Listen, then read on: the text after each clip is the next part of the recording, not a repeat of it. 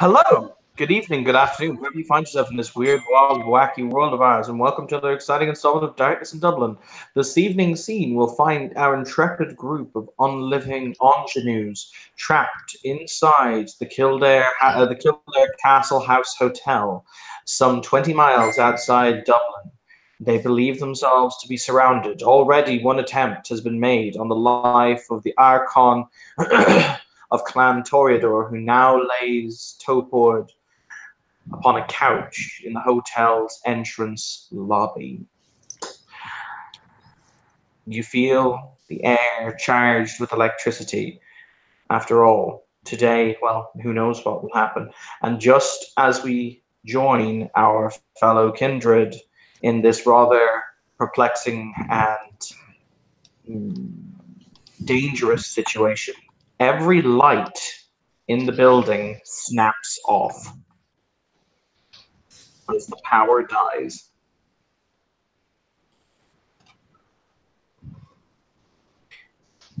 And we begin.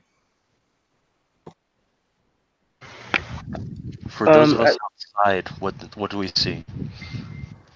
I will get to you in a moment. I will let the others inside go first, and then I will speak to you. Francis triggers his his heightened senses. Okay, with that, I go to pick up the Archon, so she's not left on the ground. She's on the couch currently. Yeah. I pick her up.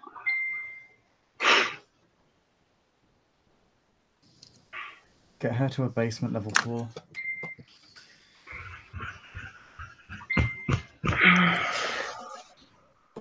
I need to move. I'm just going to be in the way. We don't know who's here. Leaving her unprotected. Just a quick important clarification. Do we have any idea, and this is mostly an OC clarification, I mean, do we actually know that there are shots being fired from outside? Someone's just taken 4 lethal to the face, right? Yep. Somebody's head has been blown half off, so you can't finish. I just want. Anthony, sorry for interrupting. Please proceed. Despite the fact that they've taken so much damage, you didn't hear the shot. There wasn't a gunshot. I do want to point out that Francis did get a text from Michael saying there's snipers all over the place out here. Okay. In which case, Francis will share that information and say Michael's reporting snipers outside the building.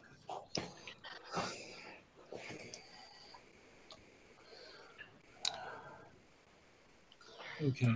How many floors are there in this building? Several. It is what would have at one point been the main tower house of a castle that is flanked by crumbling walls all around, wherein the car park is found. The car park is within the walls, etc. And then just to the left of it, there is a large forested thicket area. The main tower house itself, wherein the hotel is located, has some 25 guest rooms spread over 7 floors high.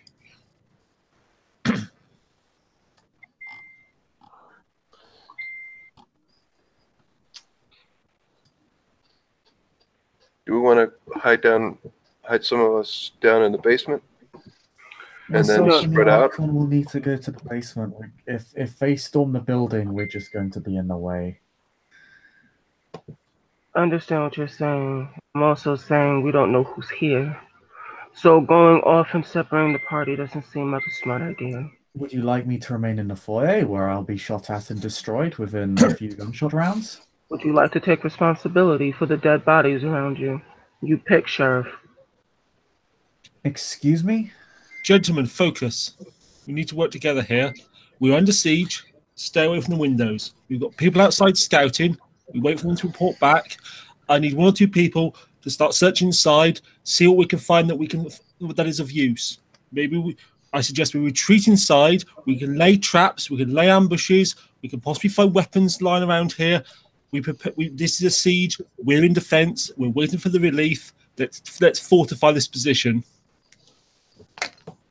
Emily will take, without getting into the windows, the main entrance, she's gonna try and barricade it with whatever furniture she can have it, but she is taking caution as not to get close to a window. Okay. Outside for Brett, you will see a a hundred blacked out windows around which there is a collection of individuals, about 4 or 5 of them.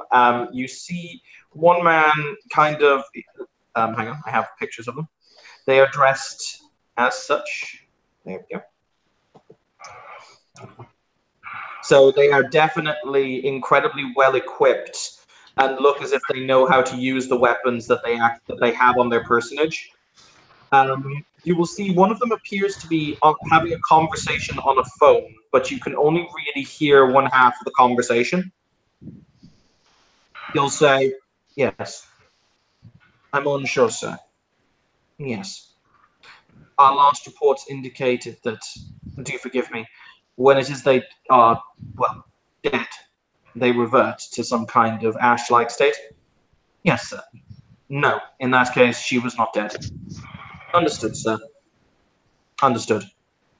My men are prepared, sir." "Yes." Francis, Quick text message to Francis.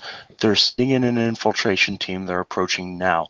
You don't have enough time to properly barricade. Do what you can to be unhidden, but they're wearing goggles. okay. Francis will send a text message back to tell him to get back inside the building then, as Emily is now about trying to barricade the door, and he doesn't want you left out there. Okay, so something interesting happens as Brett, you sprint back towards the building. You see 2 men with very large cylinders-like devices that look like bazookas, but different somehow. They're much wider at the end, basically. And you see 2 of them kneel down on the ground, and they hold them up in the air. And you hear a noise as both are shot.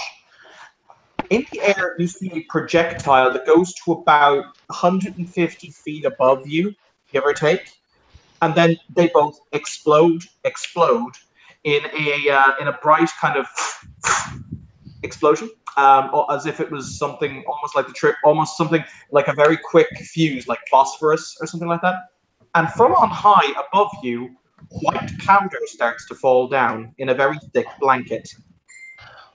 Do I have enough science to realize that that's white phosphorus? It's not white phosphorus. I think anyone who's played a modern video game would probably assume it to be white phosphorus, though. That is a fair I assessment. haven't. Nope. However, you will then see as it falls down and kind of snows onto the ground. Hostile. You will hear a shout. "Hostile scene! Open fire!" How? Just out of curiosity. They're seeing the powder. They're not seeing you. Yeah. They're seeing the movements in the powder and the The footsteps thing on is the that ground. obfuscate should not work like obfuscate does not work like that. Obfuscate is, oh, I don't see that powder laying there. It's I'm consciously ignoring it. Yeah, but that's how obfuscate has always worked. You've interacted with the terrain, same as if you open the door. That doesn't work like that. Obfuscate has never worked like that. Yeah, if that were the case, wouldn't rain break obfuscate? Exactly. No, but because rain is interacting with the environment. Okay, no, I will actually give you I will give you an explanation, and I will give you. Let me read this. Yes. Let me just read this. Since obfuscate clouds the mind of the viewer, vampires cannot use it. So, phone to record an obfuscated vampire will still have You're cutting out. Anthony, you're coming out in and out. Roboting hardcore. Also, if I can make a small ask of the group. There's a lot of us in here. And can we please talk one at a time so nobody's spoken over? So, Anthony, do you want to try that again? Even though, since obfuscate clouds the mind of the viewer, vampires cannot use it to hide their presence from electronic or mechanical devices. Point. I've already said that false reflection does allow me to do this. That's fine. Do you know what it doesn't prevent? Footsteps on the ground. What? That's always been a thing. All right. If there is literally snow all around me, I am not going any further. I will stop right where I am. Okay. He makes a point there. As long as he stays still, he shouldn't theoretically leave any fresh indications. That's fine.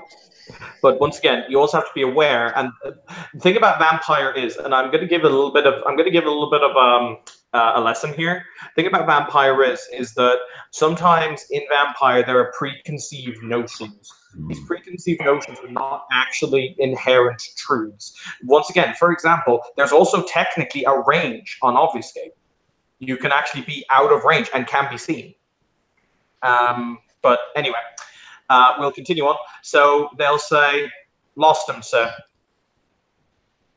Interesting. You'll hear a voice say, they didn't show up on the scanner cams. That's new. Okay. Fascinating. Inside, you guys will see the snow basically start to blanket the car park. It's not snow. You can tell it's a kind of a coarse powder, almost like flour, for lack of a better word, but yes. Do I know where the storage room in this building is? Define storage room.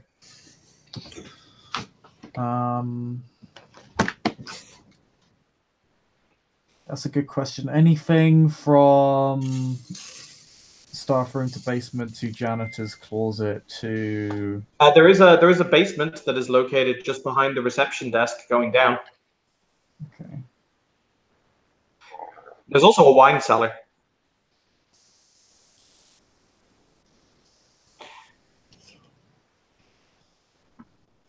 Evan? Mm-hmm. Assuming this to be a hotel, most hotels will have a bar with a mirrored backing to it. Yes. Does this place have one of those? It does, yeah. Okay. I'm just going to make it clear that I'm going to go over. It doesn't work that way. What doesn't? Mirror walk. Oh no, I don't intend to use that. What do you tend to do? I'm going to break a shard of mirror off, just in case I need to, in case I need something for incorporeal passage, which requires a shard of a broken mirror. Yeah. Okay. What is the cast time on incorporeal passage?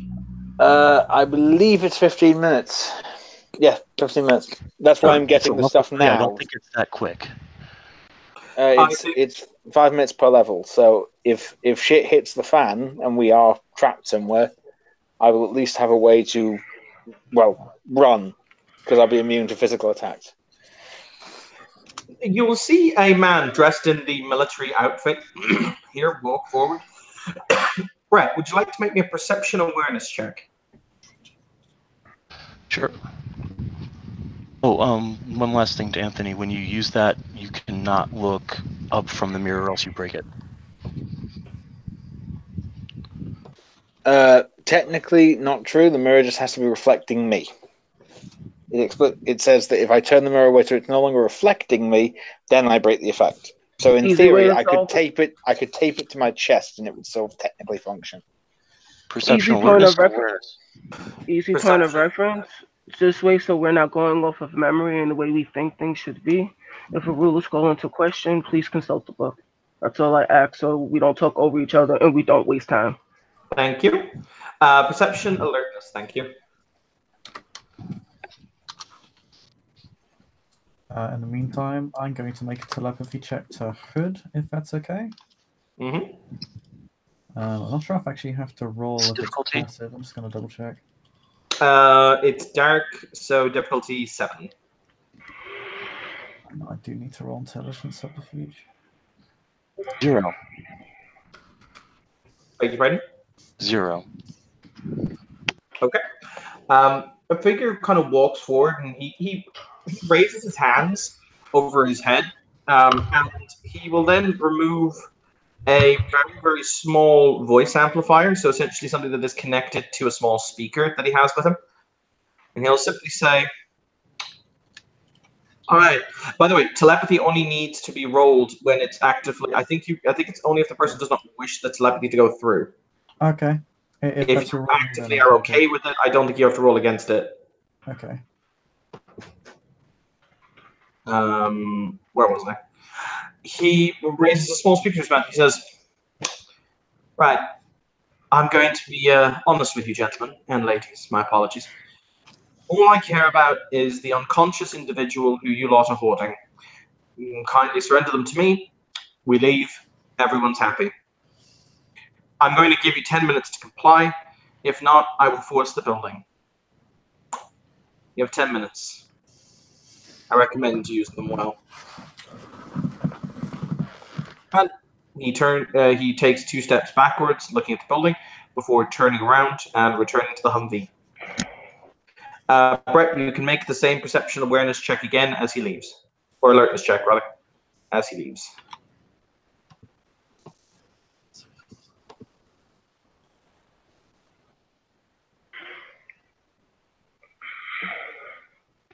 The spin a willpower this time. Okay. 2. Awesome, that is sufficient. You see on his arm, there is a large picture of a Greek hoplite shield as an insignia badge with a spear going through it and an A on the shield itself. If you'd like to make me an intelligence,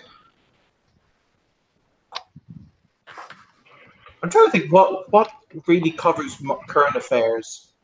Politics. Yeah, politics. I don't Politics or investigation.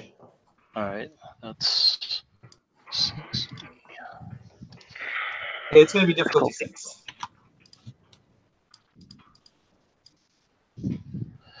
0 because the dice roller hates me today.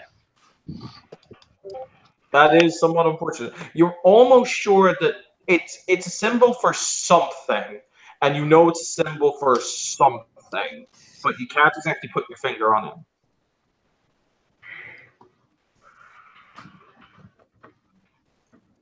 That's all. He says you have 10 minutes. Since I can actually text without breaking my obfuscate, I'm going to text into Francis and ask him if he understands a symbol that resembles a Greek hoplite with a spear through it and the letter A. I'll roll my politics. Yeah, anyone who he tells that to can roll their intelligence politics. It will be a threshold of 2 successes at difficulty 6. Just what is the current situation? No successes. The current situation is Brett is currently outside, stood stock still, hiding from these individuals, whereas you guys are inside. One of the officers has said he will give you 10 minutes in order to surrender the Archon, or else they will come and I know. Okay, more specific. Where is the sheriff who is wounded, and where is the Torpor Archon? Have they been put into like the basement, or? The Archon is the Archon is literally in my hand. That's what the argument between Bruce and Francis was. Francis wanted to put her downstairs in the, what was it, Francis? In the cellar, right? And Bruce is saying, when Bruce was saying not to leave her alone because we don't know who's in here. And then that's when people started talking over each other, and then things got crazy. Evan, just so you know, 3 successes on that roll. Okay. Anyone else making that particular check? What's the check for? It's the check to identify the military insignia worn by the paramilitary. Okay, and what will we be rolling for that, sir? Either intelligence politics or intelligence investigation. Okay, and where would you like us to roll? In the Darkness Dublin dice roller, of course. Thank you. So, I'll give you your answer in a second, Anthony. And I'm spending a point of willpower. Okay.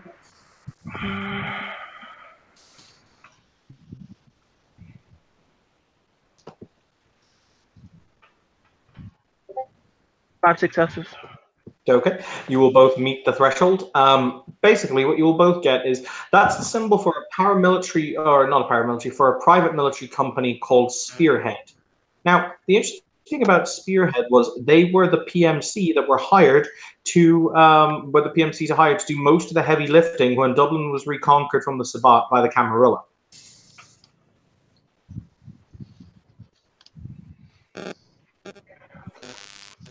Okay. relay that information to rest of party. Yeah. Bruce would do the same.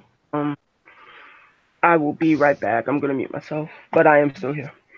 Though it now does make a relative degree of sense why it is that they're so well versed in the direct combating of kindred, vampires, and all of their ephemera, because that's what they've literally spent the last 8 months doing.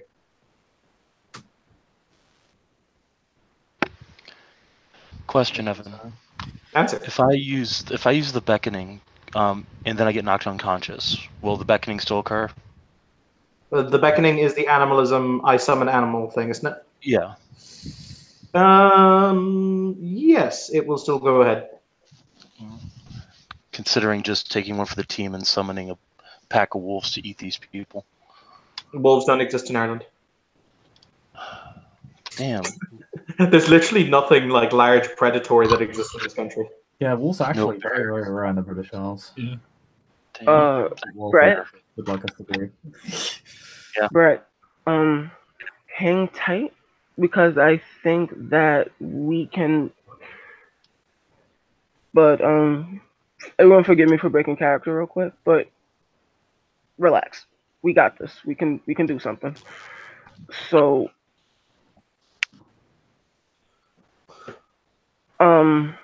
Bruce will look to Francis. And anywhere in this plan we are not giving up the Archon, am I right in thinking so? We are not giving up the Archon, no. Alright. So not to understand this is your position, and understand that my words are not coming into way to disrespect the position that you are given. However, I think that what we should do next is I don't think they realize how many of us are in here. And I do believe that that element will serve us in moving quickly and efficiently. Since I assume that you know a lot about this place, am I right in saying so? Is there any way we would be able to figure out other entries into this building? I can do a sweep in Astral, and I was already going to go into Astral to see if I could infiltrate the leader's mind and see who he's working for, see what he wants, see if we can gain some leverage against him. Okay. You want me to watch your body? I think we would all like to watch Francis's body. Continue. I mean, he's a beautiful man. I'd love to watch him. But beyond that, looking to Francis to see what his skull is. Yeah, he'll actually just kind of, considering he is so crippled, he does this in his lackadaisical, not lackadaisical, what is it? Mm-hmm. Kind of sluggish. He basically tips back on his own chair to use it as a form of miniature barricade, just in case. And then he, and obviously his crippled body just kind of slumps behind the chair. In which case he will go astral. Okay. When he does that, Bruce, being that, assuming he's sitting in the chair, Bruce will sort of, holding the Archon in his arm, sort of like in a bear hold, will sort of take a position facing his back towards the windows. So this way there's a block between Francis, the Archon, between the both of them, and then himself. Does that make sense? All right, so let's do your astral jaunt, shall we? This can't go wrong. Nothing could possibly go wrong. Everything takes on a much more kind of strained appearance in the astral realm, in the sense that you're there and it is the real world, but it almost looks as if you're looking at the real world through a smoky mirror. Yeah. So everything seems ever so slightly distorted and everything seems ever so slightly stretched. So almost like what would happen if Tim Burton was ever allowed to create existence, as terrifying as that is. And you will be able to wend and twist your way through the kindred and out through the solid out through the solid barricade that Emily has erected, out the door into the night. You will see eyes unclouded. You will see eyes unclouded. The individuals gathered outside, including poor old the poor old Nosferatu doctor, who's kind of just stood stock still, like nope, nope, nope, nope. Not today, Satan's. Not today, Satan. Yeah. Francis will put a strict timer on himself as he realizes he doesn't even have 10 minutes at this point, so he's going to try to keep it to 5. And he's currently in telepathic communication with Hood. Okay. But that will be dropped at some point because telepathy allows you to be in contact with one person at any one time. So he will basically sweep the front side of the building, then sweep around the building to see precisely how many people there are. And he still has heightened senses active. I don't know if that functions at Astral in the same way it does when you're. I think it does. Yeah, basically we'll treat it as though it does. You will see as though outside, the other buildings are not necessarily watched at this point. However, you see that they are all heavily mined, Claymore mined to be exact. They anticipated individuals trying to flee from the building, clearly. However, it makes sense. These individuals could have been working throughout the entirety of the party because the only people who were here were kindred and ghouls. And honestly, they merely just kept to the main hall, the main entrance, and the main thoroughfare. They didn't really use the side doors. But you see the fact that they've been heavily booby-trapped, basically, if you were to try and leave via one of the other entrances. Though there are 3 other entrances, one of which appears to lead into the kitchen, one of which appears to lead in through a large glass conservatory, and one of which appears to lead in from, excuse me, a walk-in freezer. Okay. And all of those are trapped, as it were. All of those are heavily trapped. Okay, I'll just say when I'm like we're talking about descriptive things, I'll just say I relay that information back to Hood telepathically. Okay. So Hood is now made aware of this. Okay, I'll tell us. The other exits are trapped. We don't have the men to hold the perimeter. We need to move back it further deeper inside. Okay. Are you going to try and do other astral things?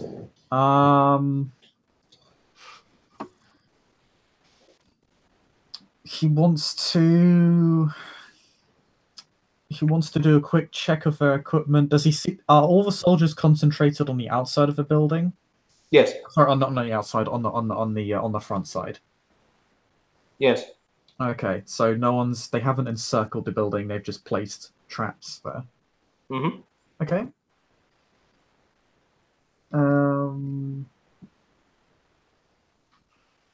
He will just check to see if there are any with his heightened senses. Would he be able to determine if there are any snipers nearby? From like, you said this was out in the middle of nowhere, so I assume there's not really any adjacent buildings or a neighborhood. Correct. However, you would not necessarily be able to see them if they are very well concealed in underbrush that is hundreds of meters away. This is true.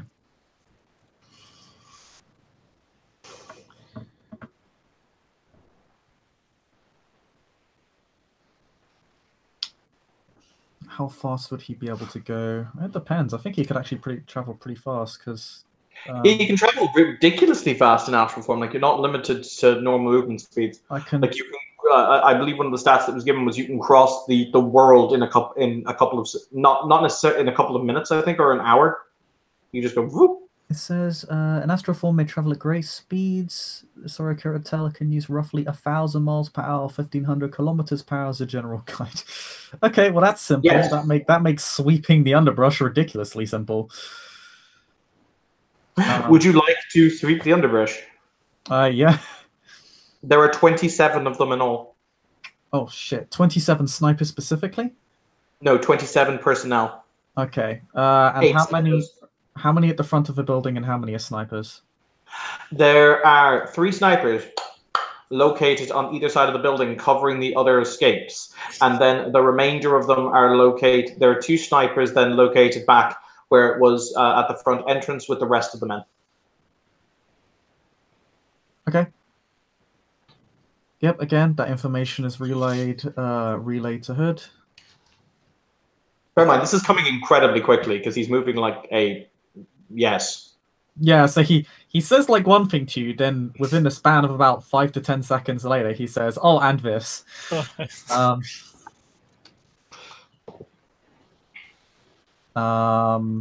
Yeah, and then he will. Then he's going to approach the leader of the organization, the Astral Form. Mm-hmm. He is currently looking at a map plan, and you'll hear him talking. He'll say, "Realistically, we only have another 30-minute window or so, but reinforcements should be arriving along this route." He'll say, jabbing a finger at the map. So, continue. Okay. I'm going to try and use telepathy on him because I'm a dick. Okay. He needs to know his willpower? Yeah, I need to know his current willpower points. His current willpower points are 7. Oh, he's actually pretty strong-willed. Well, I was going to say, when you're a hardened professional mercenary, I tend to kind of think that you would be on the upper spectrum, yes. Yeah, you'd probably be at least 5. I get 3 successes. So I get some relevant information from his mind.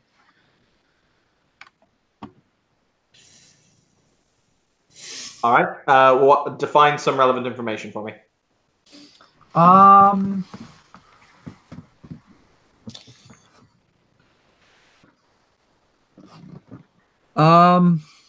Who he's working for.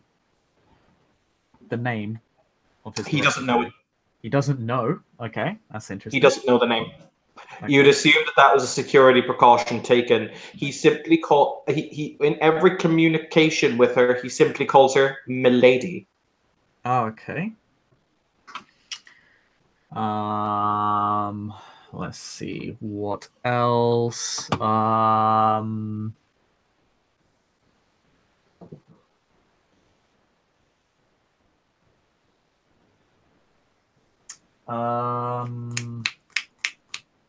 I'm trying to think of anything he hasn't already said.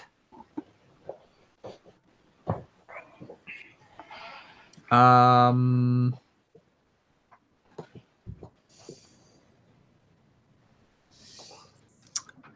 can't really describe it as anything other than a weakness in his potential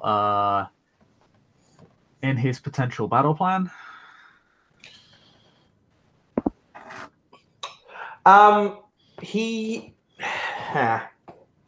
do actually have military science, so I could try and determine this from any strategic information I get from his mind.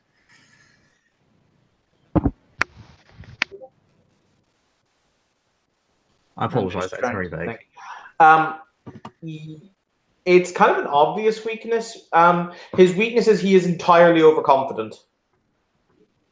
Okay. He knows that he has this in the bag. He knows that and also you get the distinct impression he doesn't necessarily. He understands some of your weaknesses and some of your strengths, but he doesn't. Like, for example, he has no idea you could do this. He doesn't understand kindred on a very, very powerful or a very, very in-depth level. So that is essentially a great weakness. He has a surface level understanding of kindred. Mm-hmm. I will also give you a scene that is playing out in his mind that you will snatch because you got 3 successes. I'll give you 3 things. You see a high-backed chair and a fire burning in a hearth, a black marble hearth, and you see a single hand that is as white as alabaster with black pointed fingernails sitting there, and you will see this man, or rather, you are seeing it from his perspective as he enters into the room, clicks his heels, and does a respectful bow. Before you will hear a voice that strangely has no accent whatsoever, though is definitely female. It is, as I said, it is almost as if the accent has been trained from it, or it never existed in the first place. Simply says, "Your money is on the table. I simply require proof of execution. Seems to me that this is done, and you'll receive the other half of your payment. 500,000 euro now, 500,000 euro with a confirmed kill. Thank you, milady. It will be done. He'll say as he picks up a briefcase with the money in it. A briefcase with the money that the entity hands him. Okay. But they do not. He does not see her face at any time. And you will snap back to reality.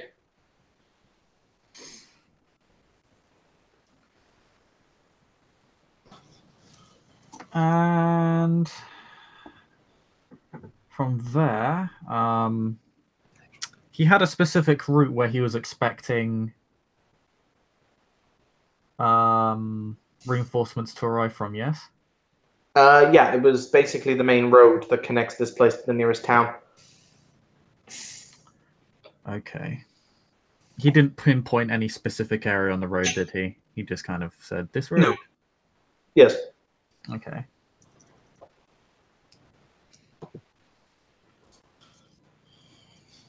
In which case, Francis will ask Almorhood, are you aware of any reinforcements approaching this location within the next 30 minutes? I've sent word to my sire and live in hope. Have I gotten any texts back from Hennessy? Yes, actually you did. Hennessy's exact response was, oh, interesting. What fun. Text back to Hennessy, that's not filling me with confidence. The response will be, I am about 20 minutes from location. Try not to die. Text back, in 10 minutes they're going to breach this place trying to get at the Archon. Excellent. You know what that means. You only have 10 minutes you need to survive. Roger that. Okay. I just had a bit of a brainwave. By the way, for the record, the Regent or Lord Stalheim is very calmly sitting on top of the bar, pouring himself a cognac. He's still here. Let's just disregard him. He walks out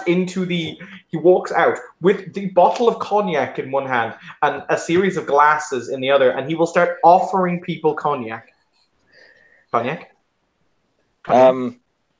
What's the name of the telepath chap? Robert. Francis, who is currently in astral form, and his body is just slumped behind a chair. I thought he'd woken up again. Oh no, he's telepathically communicating with Hood right now. He does. He will be coming out to his body in a moment, but he just says to Hood. They estimate they have about a 30-minute window, and they seem to have pinpointed a road where they expect reinforcements to be arriving from. Okay. Maybe worth warning your allies. Yeah. Okay. Shall I move your body deeper inside? We'll need to, if they're going to breach in 30 minutes. We have. No, they said they would breach in 10 minutes. Oh, sorry.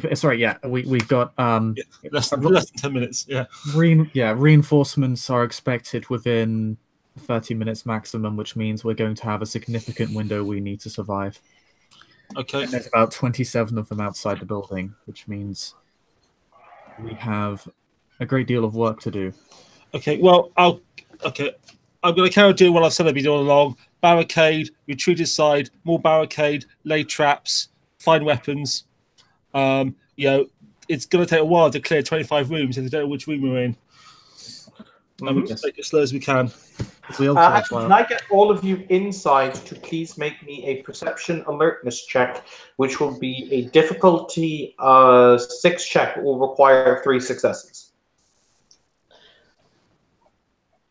At this, just one thing. Emily is just going to say, they were wearing masks. They're wearing, like, night vision things, right?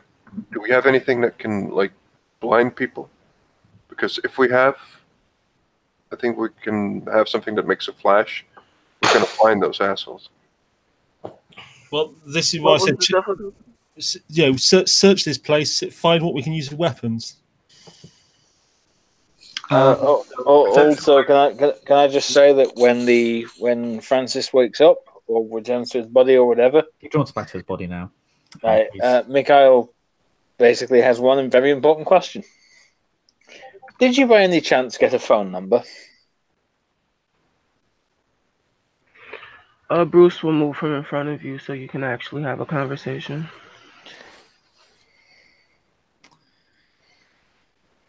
Do you want me to get their phone number? They're probably using.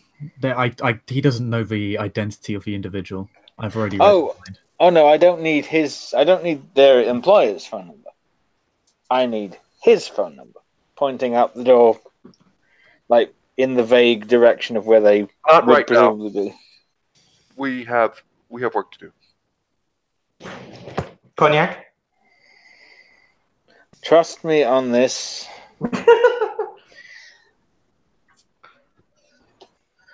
I have it for. Well, I'm assuming he's some sort of mercenary, since he works for a mercenary company. He is. He's being paid to kill the Archon. Yes. And I'm fairly certain that a big enough offer will dissuade him, or at least buy us time.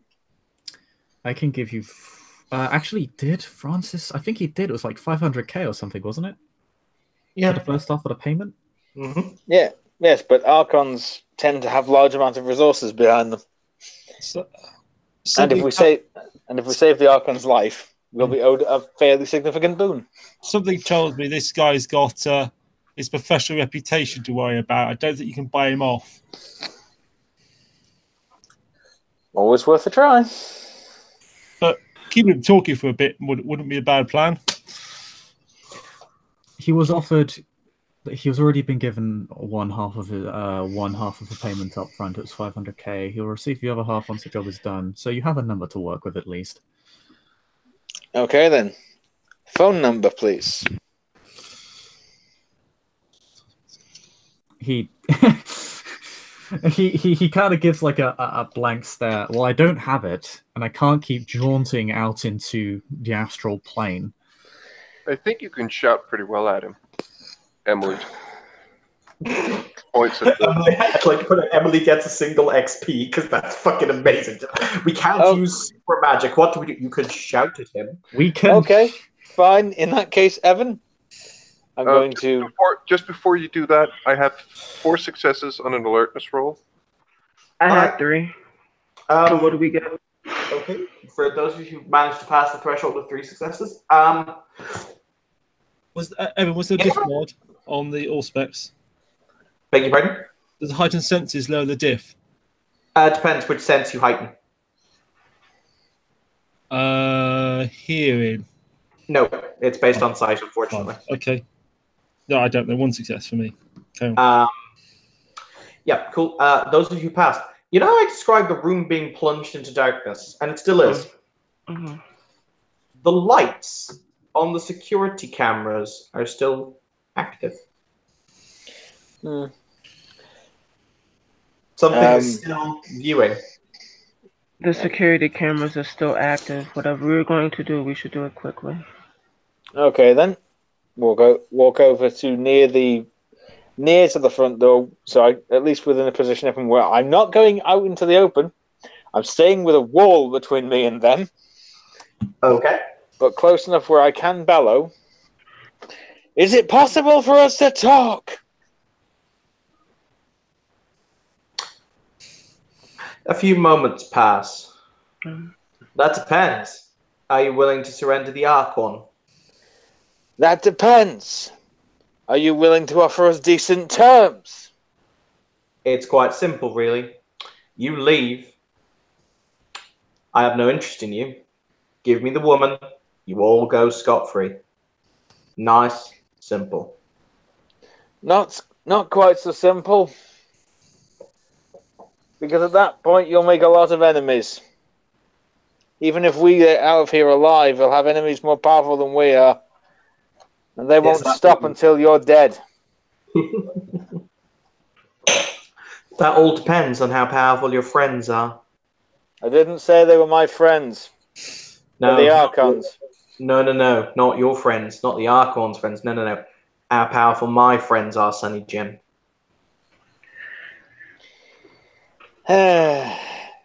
Unless your friends are more powerful than the people I serve, we're going to struggle. I don't know. So, are you going to surrender the Archon? Still up for debate. Right. Well, you know how I said that you had you know how I said you had approximately 5 minutes remaining? Yep. Well, this is an obvious delaying tactic, which means your reinforcements are quicker and going to be here sooner than I'd thought. Blow the building, lads.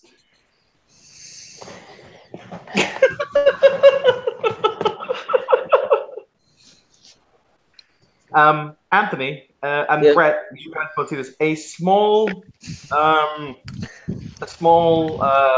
cylindrical device is hawked from is hawked from one of those launchers and lands bouncing in front of the door. Evan? Hello. I will accept if I need to make a dexterity athletics roll for this. I'm going to try and throw it back out.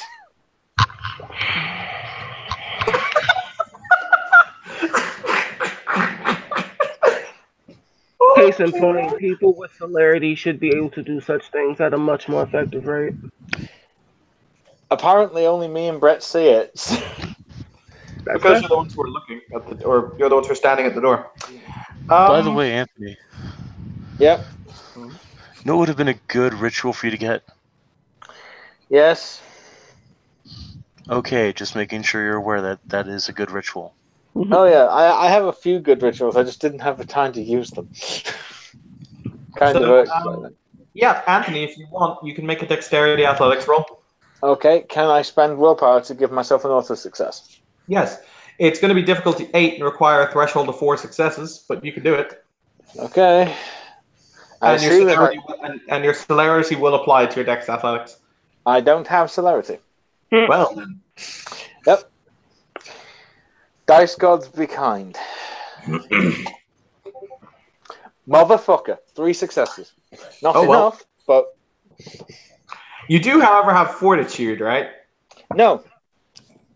Damn. Oh. Yep. Fragment. Oh. But it does mean I get to do one other thing. What's that? Put my body in between myself and the others. Because I've gone to catch it. I'm between it and them. Damn it! One off! Fuck! Oh well. Yeah, the small device explodes in your hand. Not only does it explode in your hand, it takes your arm clean off as you are pitched back into the room. You do not possess fortitude or armor soak, do you? I do not. Are you sure? I could have sworn you had a dot of fortitude. No, I have a dot of potence. Oh, yeah. Okay. You will take 6 aggravated damage as you are thrown 20 feet back into the room. Right. Crashing against a wall. That was unpleasant. Ow!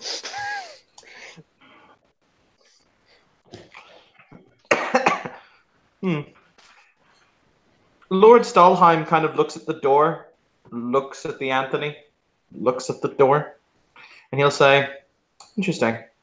Well, I'd better be on my way, chaps. I do wish you the best of luck." Evan, he's just he's going to look at him and stop and just mouth the words, "No, no," because he knows at least he has a fair suspicion what path he's about to use, and he's just like, "No, fucking don't." Is there anything you would like me to communicate to your loved ones? Send artillery. Duly noted.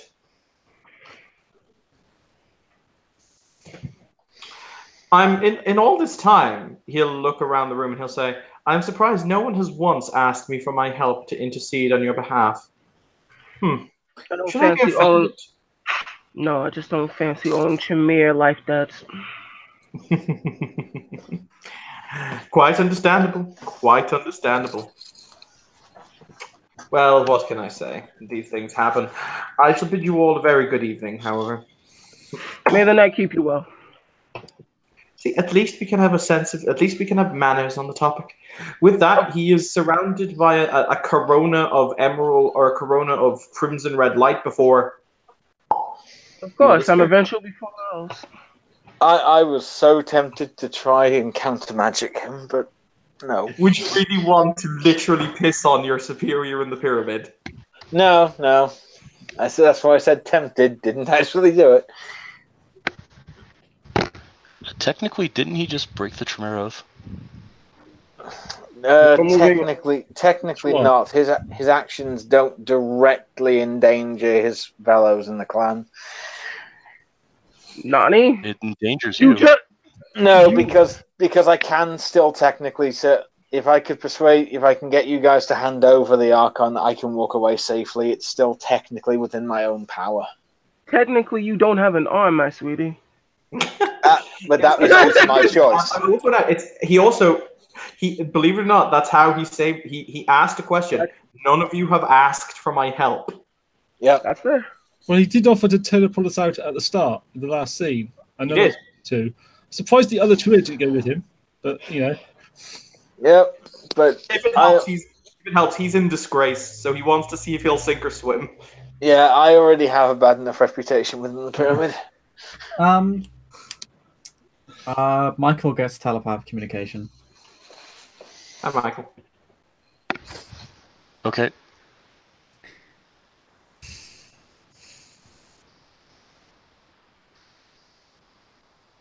How advanced is your obfuscate? If they charge the building, would you be able to momentarily distract them and then immediately vanish thereafter?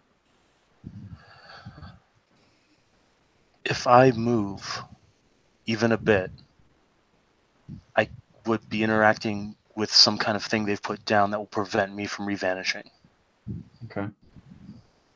Okay, so going on to Samuel. Samuel, you've actively been looking in this place for weapons and objet d'art, haven't you? And generally moving in, barricading the position. The idea is we keep successive barricades, we slow them down, we make them search room by room cautiously, we buy us time.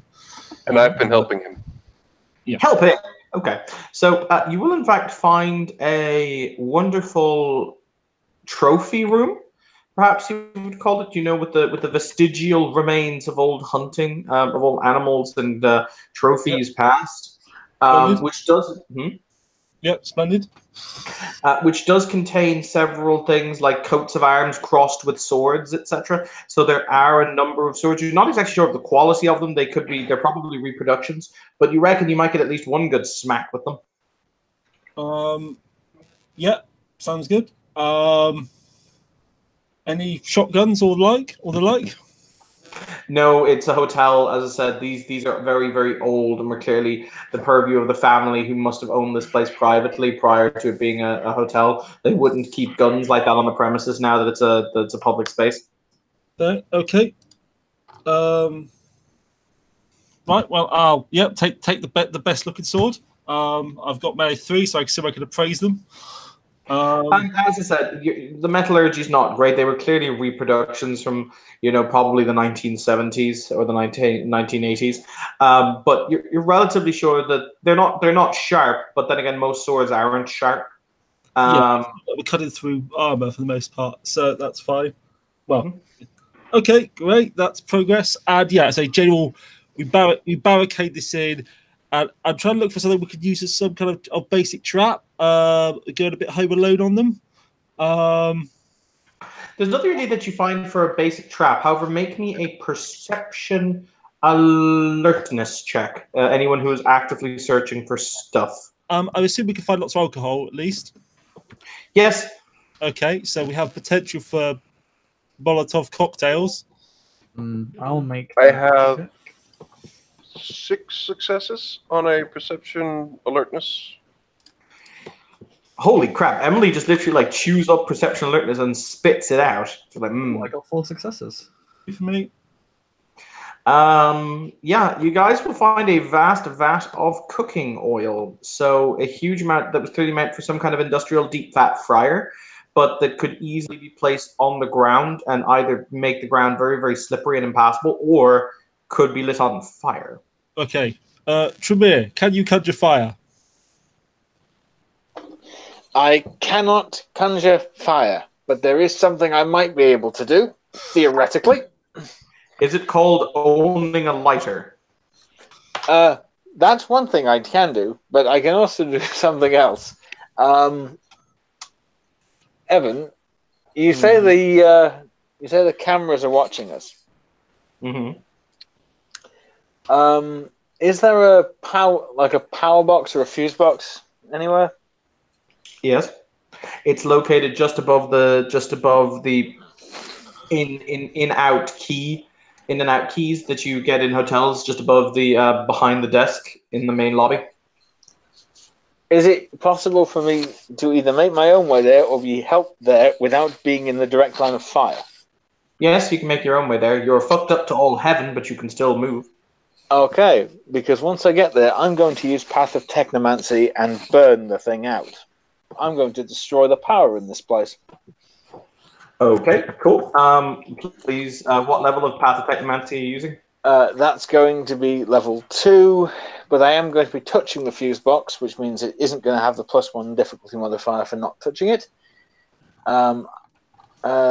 Which I believe gives me a diff of 5 on my willpower test. Yep, make your willpower test. Right, yeah.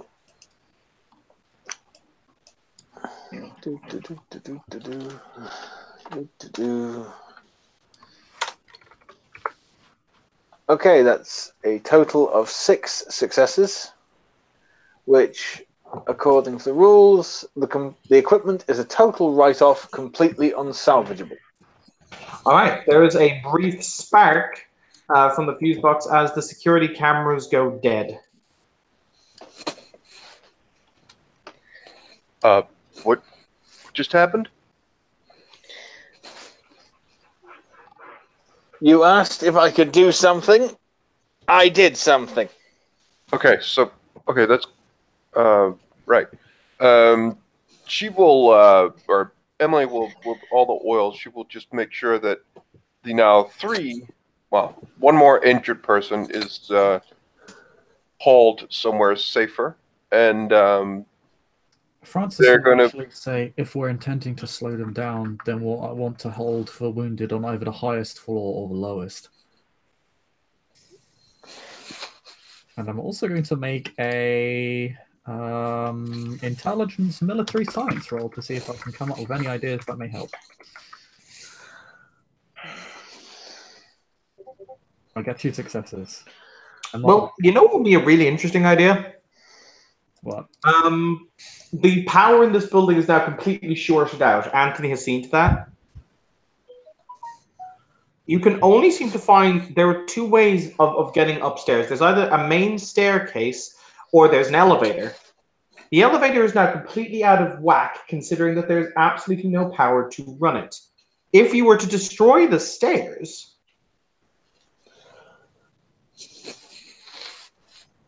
it would buy us some time. Mm-hmm. Probably only a few minutes at best, but something.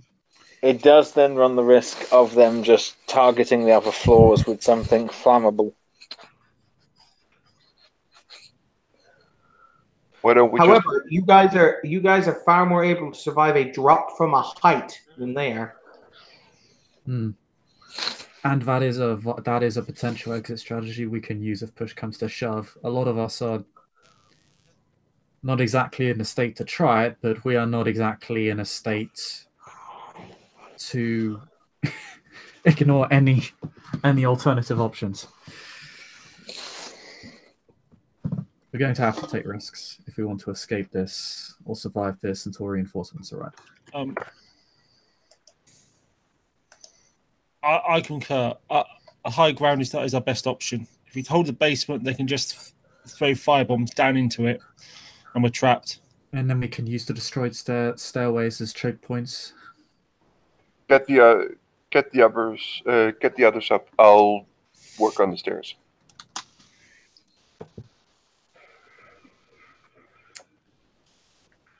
Let's go. Head up the stairs. Okay, is it right? Is anyone going to set up a kill zone in the lobby with this cooking oil? Yeah, that's probably a good idea. Say once they hit the first trap, it will slow them down a lot because they'll all move a lot more cautiously. Francis is, by the way, because he's still telepathically connected to Michael, is basically sharing this relevant pieces of information with Michael while this is happening. Right. The trap will be better, I say, if someone stays here to light it, then withdraw. Do we have a volunteer? Someone who's fast. I can do it. Look, takes a moment. If you're sure. Okay. Right, so we deploy cooking oil and alcohol. I assume we can set you up with an alcohol-based Molotov to trigger it, and then we're going to pull back upstairs, barricade, break the stairs, and dig in. Is that amenable to everyone? Yeah. All right. Emily, would you like to please make me 3 dex brawl rolls against the stairs? Wouldn't it be strength? Well, that's fine. Oh, strength brawl is also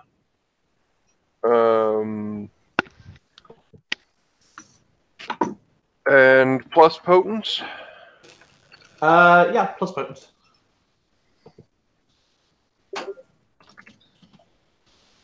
That is 1, 2, 3, 4.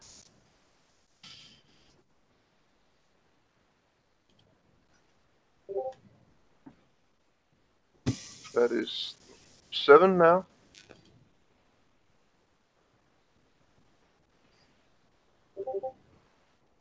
And that is 9, 10. Okay. Yes, you are able to rip, rend, and destroy most of the stairs going up, leaving a huge gap that is roughly about 15 feet on one side of a gap between where the stairs goes up on a sharp turn. Because basically how it works is in this particular floor, it skirts up a wall, skirts up another wall, and then attaches to a balcony, which you can then enter, and then proceed to walk down that floor. You basically created a huge gap as it skirts along the wall, about 15 feet about 15 feet wide, about another 20 feet in the air.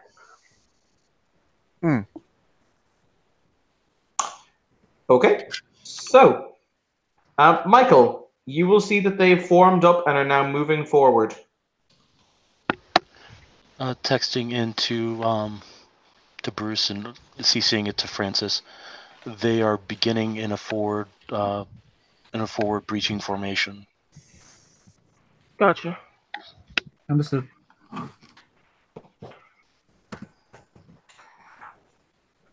One, 2, 3. Fire in the hole!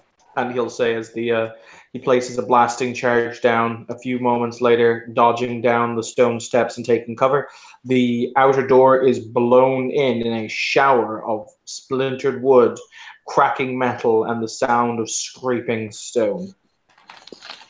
Before 5 or 6 individuals burst into the reception area. With that being done, assuming this is part of the plan, take my Zippo, chuck it towards the oil, pop celerity 3 to make it up the stairs. Okay.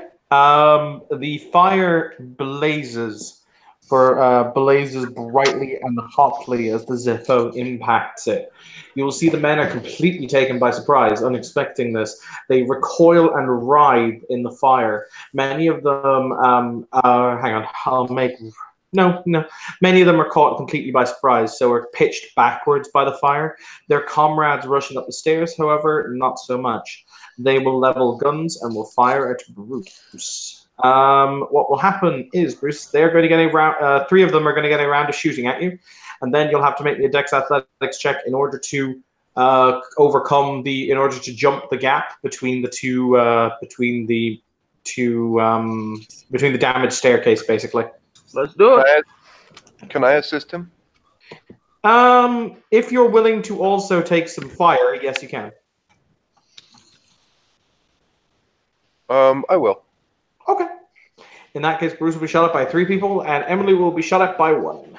I'm gonna roll some dice. Dice. I mean, if at first you don't succeed, pew pew pew pew pew pew pew.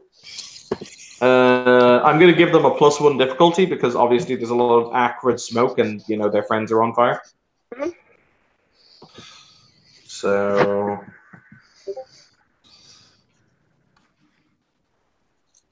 Wow, he fails. Fucking what best crack shot of the British Army, that one.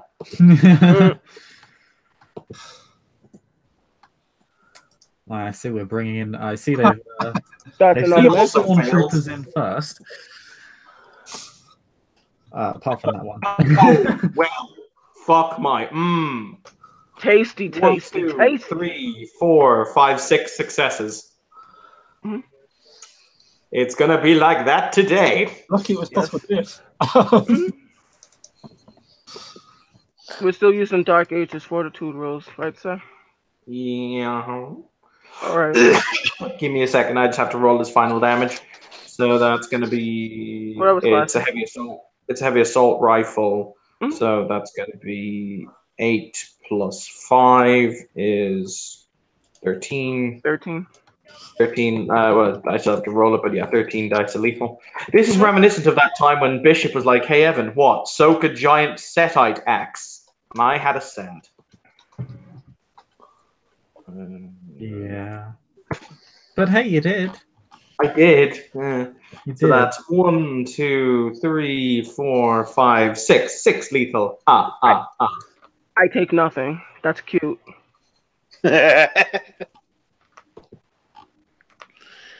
One blood point. You fucked my jacket. I'm a little miffed. I have to spend money now. Yep. So all damage automatically from one source.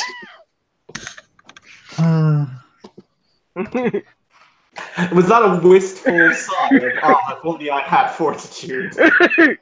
In part, and also because I feel like we're tempting fate too much, and it makes me feel uncomfortable. What, that eventually the dice will bite back? 1, 2. I mean, I've already taken 6 egg. I rolled 14 dice of ag against Anthony when he picked up a hand grenade. Yeah, I almost died that scene. Bro, don't even. Arguably, the dice gods were kind. They didn't instantly kill me.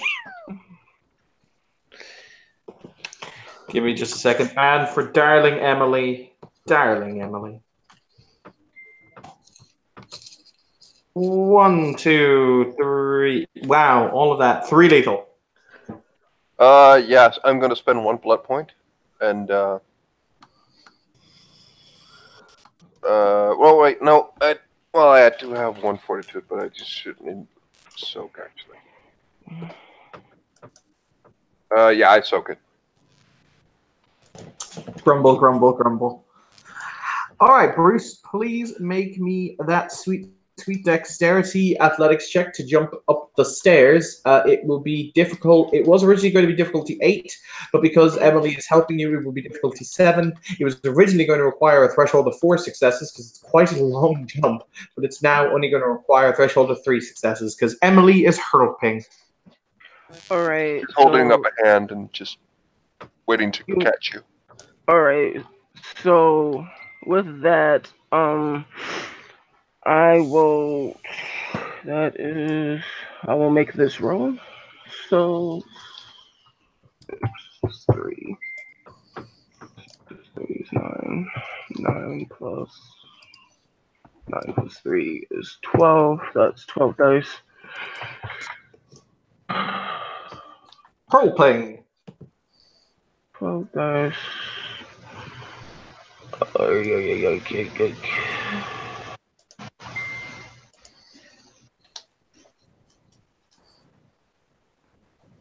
Spending a point of willpower. My third for the night. Keeping track. Coolio. Oh, 3 successes. Yeah, you are able to grab onto Emily's hand and are hauled to the other side. Thank you. Don't mention it. Yeah, they just get into cover. Yep. Those who were burned proceed to withdraw from the combat situation because they've actually suffered quite severe damage and rather nasty burns. I don't know if you've ever seen oil burns, but they're not very pleasant. But you will see the group. You see the group as they occupy the lower floor. They look towards the. Giant gap in the stairs that has now been created. A voice sounds amongst them. He says, "Right, men. All right." He looks up at the balcony. "Grappling hooks. Come on. We don't have all night."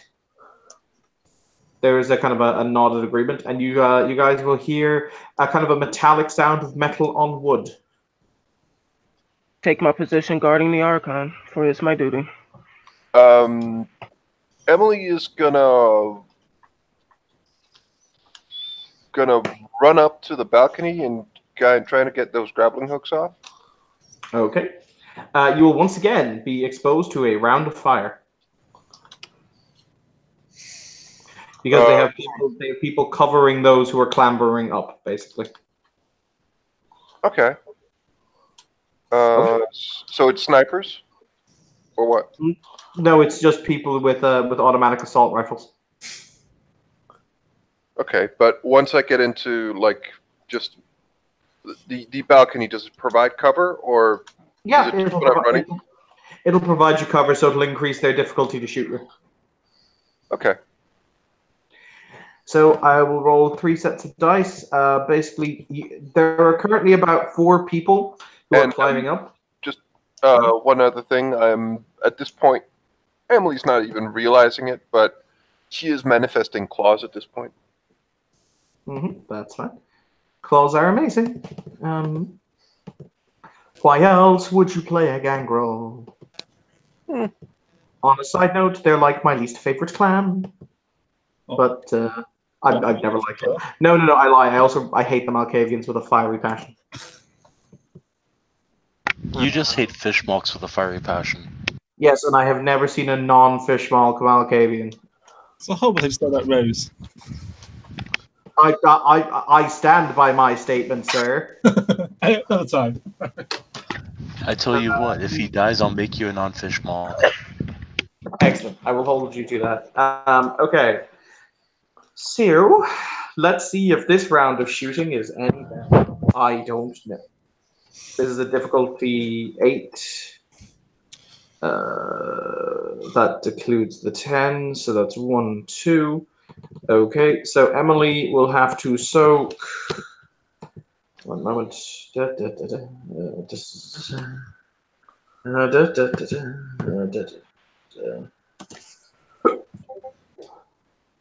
Oh, I just rolled 190 d10s and only got 55. Wow, that's sad.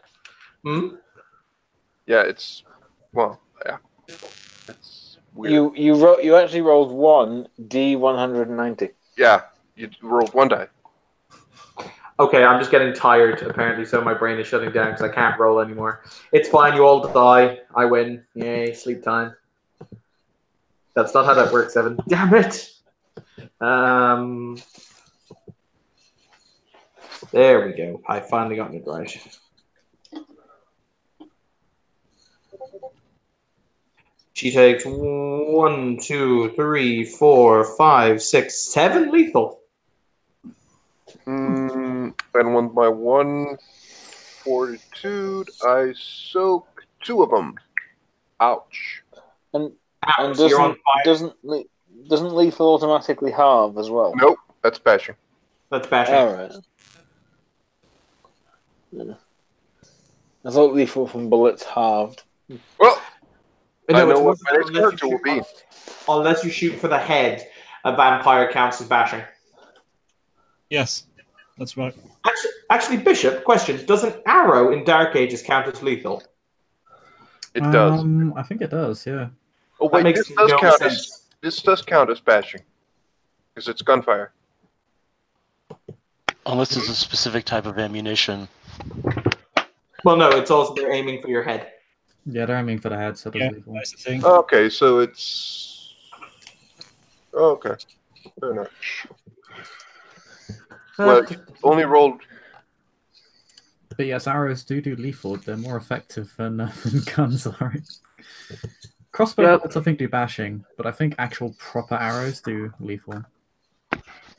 Arrows do, they also allow you a stake. Which is why Astamites are affectionately known as drow. There's nothing affectionate about that fucking knife ear spider worshipping gits. I love every bit of it. Okay, Emily, make me a dexterity brawl roll against the cables. I'm Taking going into to account the spend wound no penalties. willpower to ignore wound penalties because ouch. Yes, you may. And that is 6 plus. So that's 10.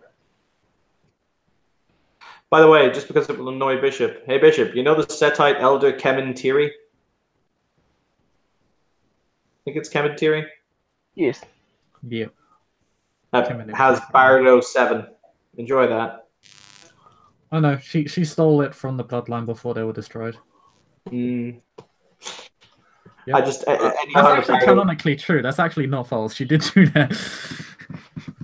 So I hit it, and I do 1, 2, 3, 4 ag damage. Wow, that's a terrible roll. You will hear a snap and a scream and a wet thunk on the ground. Thump. Question, Evan. Mm-hmm. Do we see this happening? Yes. May I, in fact, use celerity actions to help Emily since she looks like she needs it? Yes, you may. However, as you get to the railing of the banister, you will see something else. One moment. You will see. Hooray! Just that little hooray! You will see an individual appear directly behind the man who just shot Emily. This individual, as he punches his hand through his chest. Oh, never mind then. You got this. You're welcome, guys. You're welcome. Beg your pardon? Never mind. I was just telling them that they're welcome. That guy is definitely dead. Telepathic. That guy is he's spaghetti. And I guess get the other one that Emily didn't get.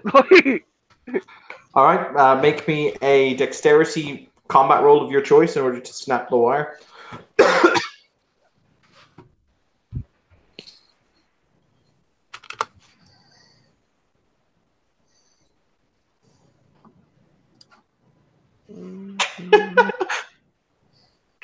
Spaghetti. Dead. But yeah, make me a dex combat roll of your choice, Anthony, on the one remaining grappling hook, if you'd like. 2 successes. Okay, roll me some sweet damage. Get above 3 levels of damage. I just need 1 success since I'm spending a blood for fortitude. For potence. Cool.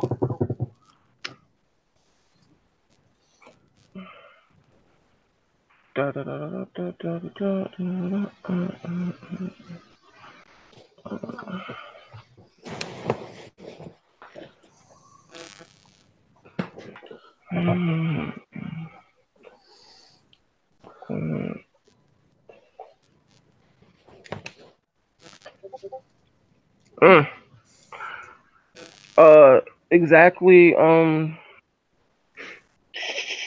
2 because of the potence. Do I don't one know if that cuts. for damage? Ones don't deduct for damage. Oh, So that's 4. 4. Sorry, I thought they deduct. There was another crack, snap, scream, sound.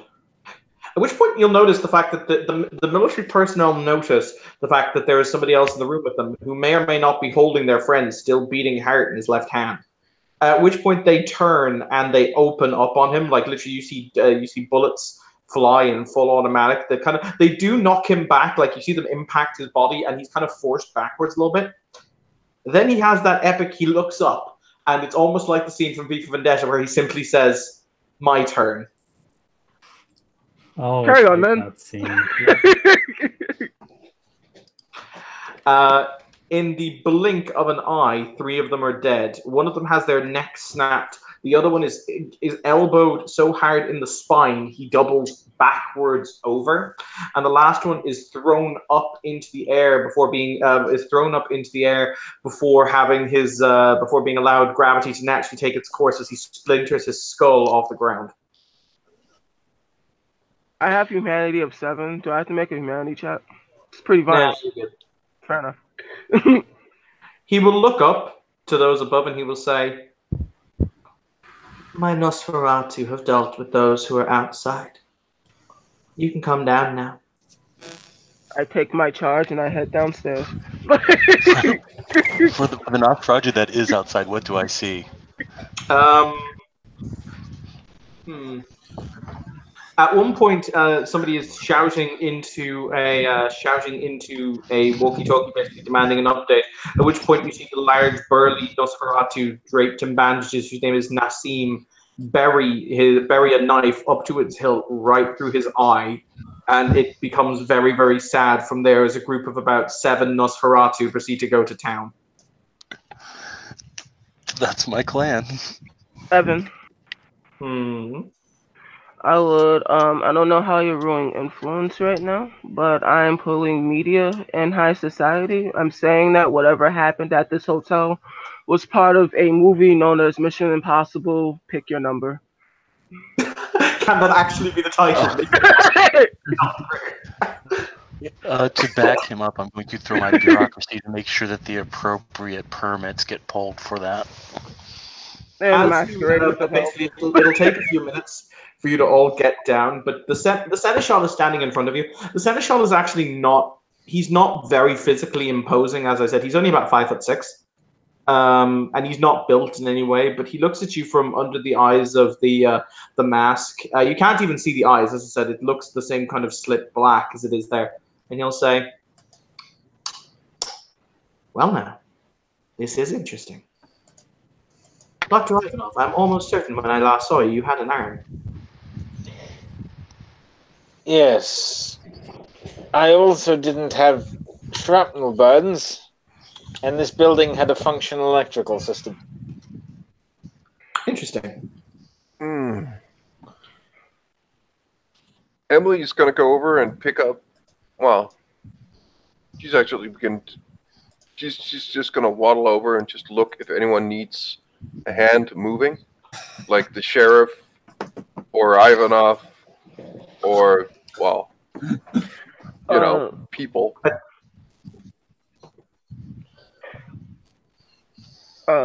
Bruce will look towards Emily.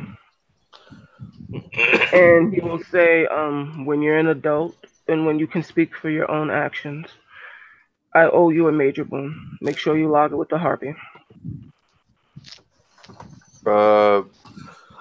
Okay, right. I will. Kind of nods. She goes over to the table. Did one of the brandies, or was it cognac? It was cognac. She's going to look for one of the cognac, see if one of them survived. The cognac bottle is still there. Yeah, she's going to take that. She's going to have a drink. That's some damn good cognac. And Emily is...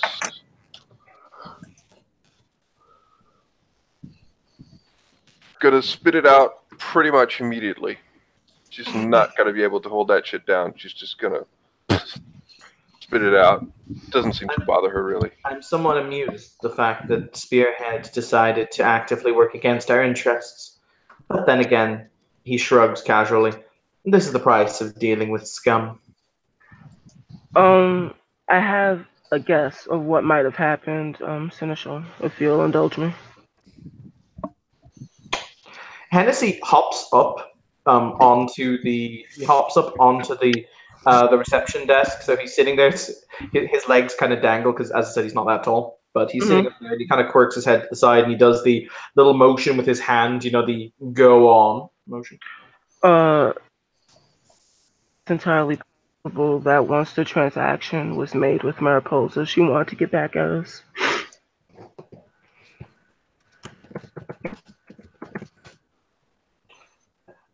Francis. Oh. Did you? You there? Yep. You're pretty sure the last statement was untrue, and I can tell you 2 reasons why. Okay.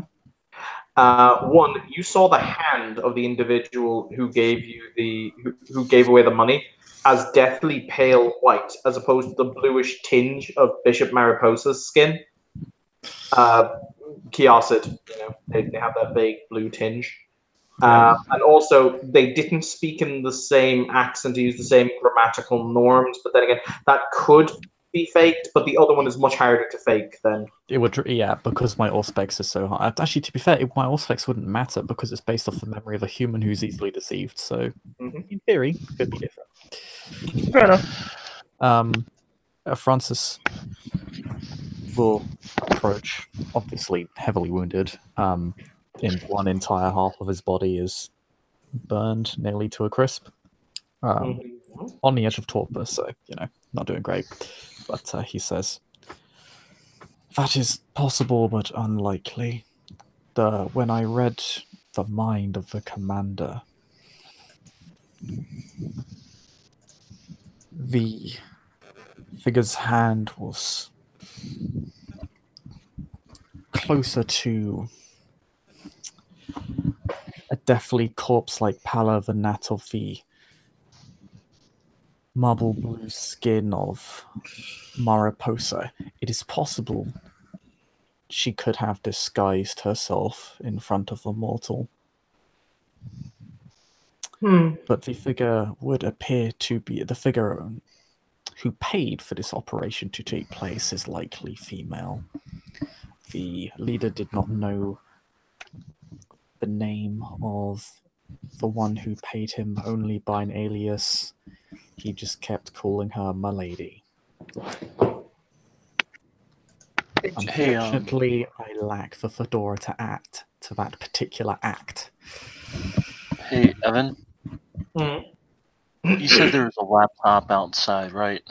Yep, in the truck. I'm confiscating it. I'm also going to find if the commander's still out there. I'm getting his cell phone, and I'm going to hand those over to my people. Okay. The Nosferatu will take them. They will look into it. The Hennessy kind of contemplates. He maneuvers his mask ever so slightly on his face, and he says, "Interesting. Needless to say, anyone who would openly strike at an Archon, that's a statement. That's more so than just an assassination. So, this is an interesting conundrum. An interesting conundrum indeed. However, you have all served the domain rather well, I have to say. I'm impressed, and that doesn't happen very often. So, he looks around contemplatively before he'll say, in light and recognition, as I have no doubt, the Archon will be delighted at their continued existence. But I must unfortunately say, I must ask you all to never mention this instance to anyone. Ever. I'm sure you all understand why. He nods. Of course. Good. I am sure that Prince Thrain and the good Archon will have a long conversation when it is we are able to revive her from the death sleep. However, as I said, it would be unseemly for this to influence actions that are taken in the domain, or indeed to smear such a young domain's good name. I'm sure you all understand. Would you find it incredibly impetuous if I agreed to house the Archon? Oh, no. Yeah, Francis kind of like, wait, what? Yes. The Archon will be coming with me. I assume that no one has an objection to this. You're the senator. He hands her over. Wonderful. All I would ask is the right to visit her as her clanmate. I can grant this. She will be taken to one of the properties I own in Ballyrock in Dublin. It's a rather pleasant estate, you understand, so we will be able to keep her there in comfort until such time as we're able to awaken her. Of course, and May I ask that I also be granted permission to see her as well? Why? Being that she was in my care for the entirety of the battle, I think it would be. Do you find that unsuiting? Well, no, basically you're trying to brown nose her as soon as she regains consciousness. Absolutely not. I am very old, Mr. Lionheart. Or Mr. Linecourt, or yeah, Linecourt. I assure you, I have seen all of these plays and moves before. But granted. Fair enough. I'm taking a sample of that stuff. Cool. Stuff that basically made me impotent. So, Seneschal, she was meant to. Oh, she was meant to return to Paris, right? Yes. She was actually leaving here in order to meet a private chartered plane. Okay. She was. The Archon was meant to return to Paris some time ago. How would you like that handled, or would you prefer to handle that personally? I will send a letter, and you will also send a letter to your most noble sire informing her of exactly what has occurred here. We cannot keep the truth from the Justicariate, but as I said, for the time being, in order to maintain stability, we must keep secrets. Understandable. I'll see to it that the gesture is made. Good, good. Now then, as I am asking you to I will not say lie, because that's inherently wrong, but I'm asking you to hide the truth as to a very important, fundamental fact. What is it the domain may do for you?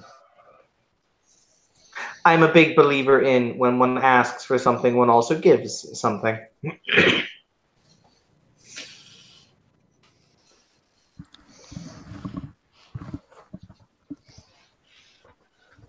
Unless you choose to do it entirely out of your goodwill and omnivorous spirit towards the ivory tower and the future of the Camarilla. If I may ask, could such a thing be discussed between you and us at a later date? I believe I'm in an improper state to Absolutely. make such I am more than suggestions happy. or ask questions. Sorry. I am more than happy to receive your petitions, written if you wish, in person otherwise. I've always preferred the personal touch. Mm-hmm.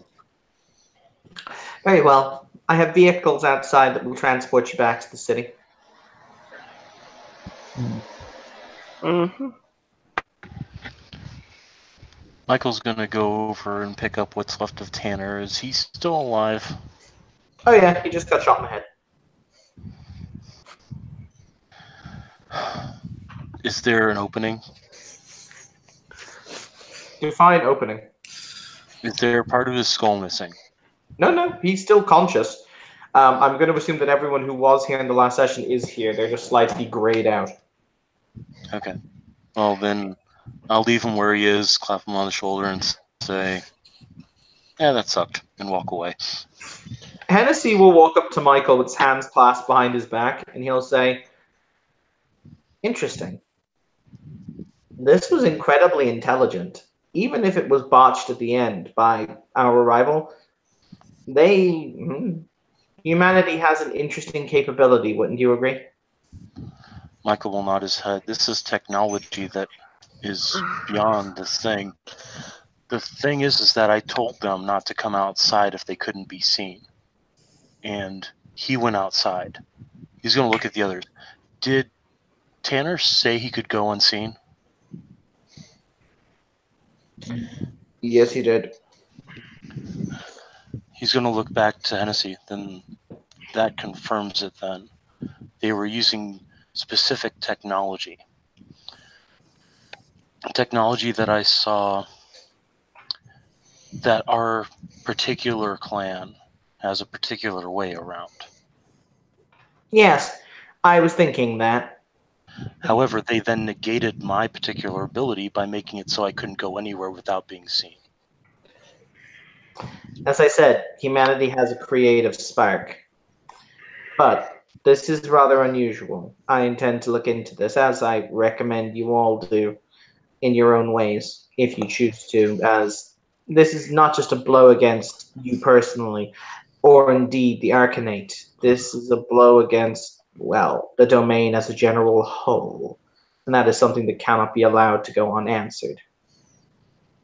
Michael will nod his head. And in Nosby, he's going to move his hands in such ways to say, I apologize for being rendered ineffective. I was completely useless in this endeavor. If he gives he doesn't give an answer. If you can tell, you know that he can understand you. He doesn't respond before he starts to walk away. Okay. Michael will simply accept that, and he's going to join suit with the other Nosferatu, as I'm sure they're leaving in their own special way. Cool. And with that, we will end our scene. Thank you, players, for playing. Thank you, watchers, for watching. This has been another Scene in Darkness in Dublin. Have a pleasant evening.